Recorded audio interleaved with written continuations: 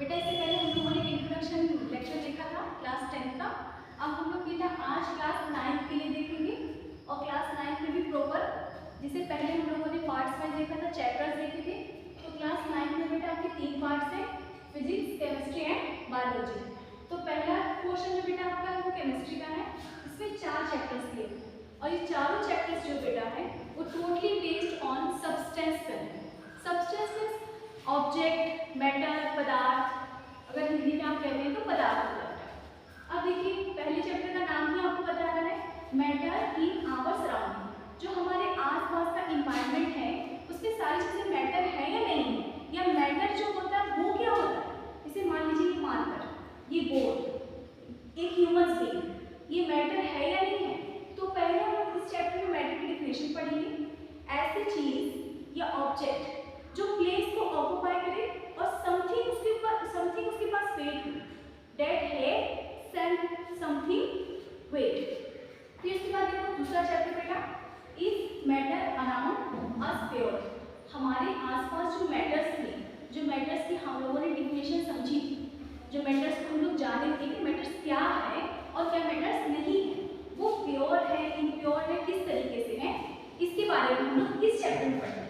Pure impure का मतलब बेटा यहाँ वो नहीं है कि शुद्ध अशुद्ध, जैसे दूध है, दूध में पानी मिला दिया तो इम्प्योर हुआ, नहीं बेटा ऐसा नहीं। यहाँ प्योर इम्प्योर का मतलब है कि जो उसके एलिमेंट्स हैं, एलिमेंट्स में जो उसके मॉलिक्यूल्स हैं वो एक तरीके के हैं या दो तरीके के हैं, या मिक्सअप है, या रेशियो में मिले हुए हैं, या विदाउट रेशियो में मिले हुए हैं।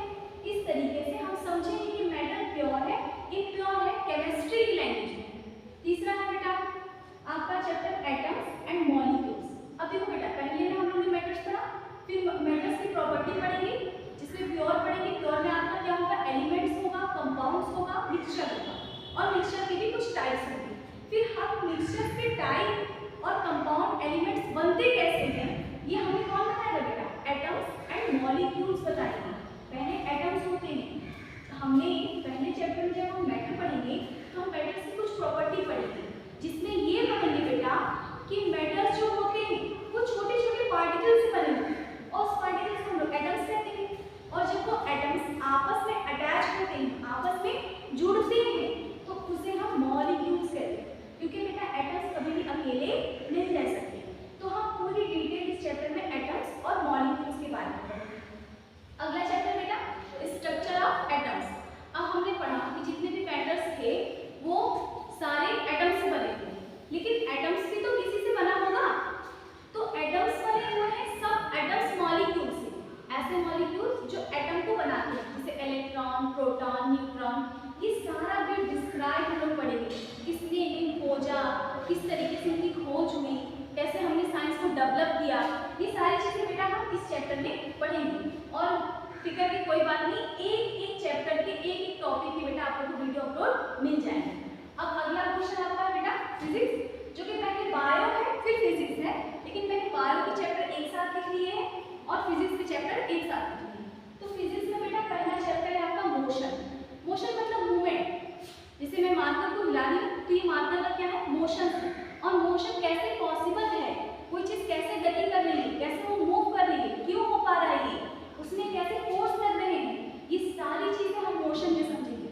और मोशन के क्या रूल होते हैं, जैसे न्यूटन ने क्या कहा कि हम उस सेब के पेड़ के नीचे बैठे थे और जनरली सेब गिर गया, तो सेब नीचे क्यों गिरा, सेब का जो मोशन है वो नीचे क्यों हुआ।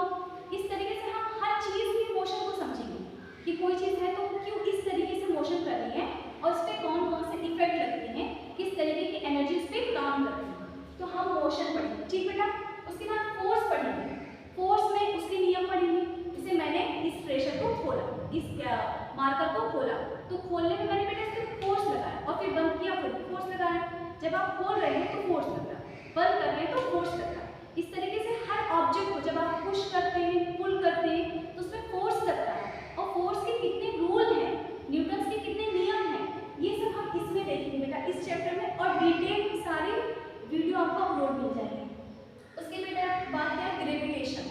ग्रेविटेशन, हाँ, अंडे में पानी डालोगे तो क्या पानी रुक सकता है, नहीं रुक सकता।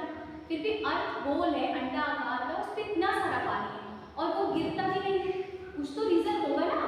और ये रीजन हम लोग को बचपन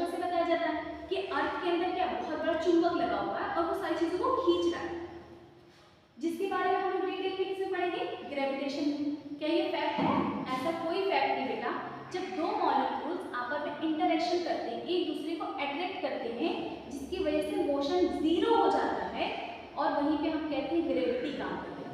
और ग्रेविटी है, चीज़ों के अट्रैक्शन के बारे में हम लोग पढ़ेंगे, कैसे अर्थ हमें अट्रैक्ट करती है, कोई चीज़ गिरती है तो कितने फोर्स से गिरेगी, कितनी एनर्जी से गिरेगी, ये सारी चीज़ें हम कैसे पढ़ेंगे बेटा, ग्रेविटेशन।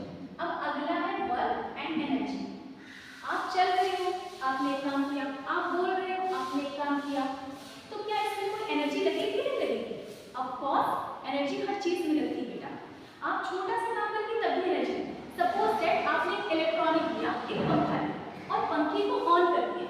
जब आपने पंखे को ऑन किया बेटा, तो पंखे को ऑन करने में क्या हुआ, इलेक्ट्रिसिटी लगी, और इलेक्ट्रिसिटी क्या है, एक एनर्जी है।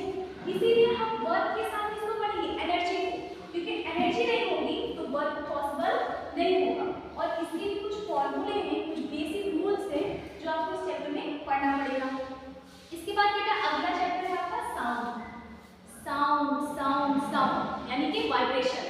किस तरीके से चीजें आवाजें निकालती है। कोई भी चीज अगर इसे ही आप कंटिन्यू पीटने लगे या इसमें आप वाइब्रेशन स्टार्ट करते तो ये एक तरीके का साउंड प्रोड्यूस करेगा। और हम समझेंगे कि साउंड को कैसे हम सुन पाते हैं, किस तरीके से हमारा एयर जो है, कान है, किस तरीके से एबल होता है चीज़ों को सुनने में, और किस चीज तरीके से आवाज़ें निकलती हैं, रिफ्लेक्शन क्या होता है, क्यों हम पहाड़ों के बीच में जाते हैं और चिल्लाते हैं तो गूंज की आवाज़ आती है। ये सारी चीज़ें हम डिटेल और साइंस के अकॉर्डिंग, साइंस के प्रिंसिपल